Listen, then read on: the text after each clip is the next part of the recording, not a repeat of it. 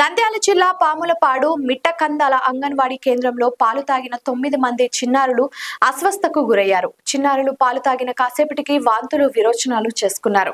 అస్వస్థకు గురైన చిన్నారులకు స్థానిక ఆసుపత్రికి తరలించారు. ఆసుపత్రిలో చిన్నారులకు చికిత్స కొనసాగుతోంది. ఆత్మకూరు ఆసుపత్రిలో 4, ప్రైవేటు ఆసుపత్రిలో 2 చికిత్స పొందుతున్నారు.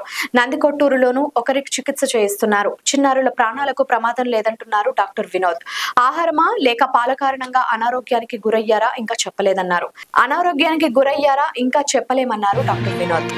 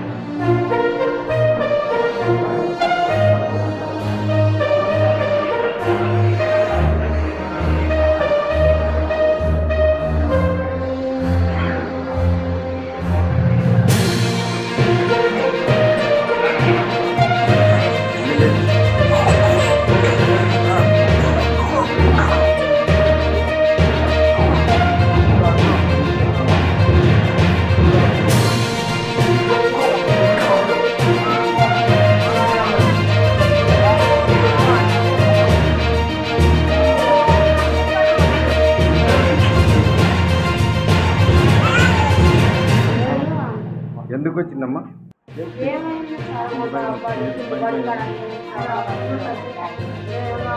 పొలం పడిచాకల 6 గంటలకు వచ్చి వాంతులు ఫస్ట్ అన్నము వస్తున్నారు. తర్వాత వస్తున్నారు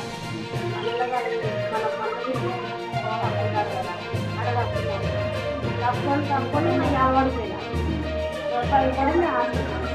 అంటే అంగన్వాడీ టీచర్లు ఏమన్నా మీరు పాలు తాగుతారా? అక్కడ పాలు ఇచ్చారా?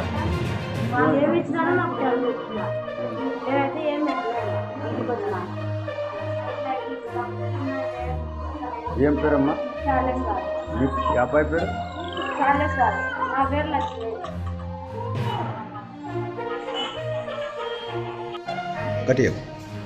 నా పేరు నీలమ్మ. పిల్లలు పొద్దున స్కూల్కు మా పాపను పంపించాను. అక్కడ పొద్దున గుడ్డు పెట్టారు, మధ్యాహ్నం భోజనం పెట్టారు, సాయంత్రం పాలు తాపించాను. సాయంత్రం 6 గంటల కల్లా మేము వెంటనే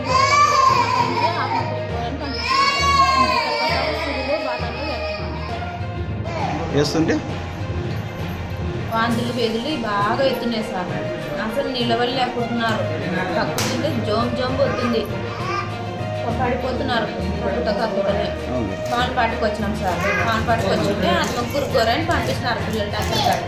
ఇడికి వచ్చినాం సార్. ఇడికి వచ్చి సార్ ఫుడ్ పాయిజనింగ్ అయిందమ్మా, ఏం కాదులేండి బాటిల్ వేసి పెట్టినారు సార్. నిన్న నైట్ నుండి ఎక్కుతూనే ఉన్నాయి బాటిల్. ఏం పేరమ్మా? మీ పేరు? లక్ష్మి సార్. లైక్ చేయండి, షేర్ చేయండి, సబ్స్క్రైబ్ చేయండి. మరిన్ని వీడియోల కోసం బెల్ సింబల్ పై క్లిక్ చేయండి.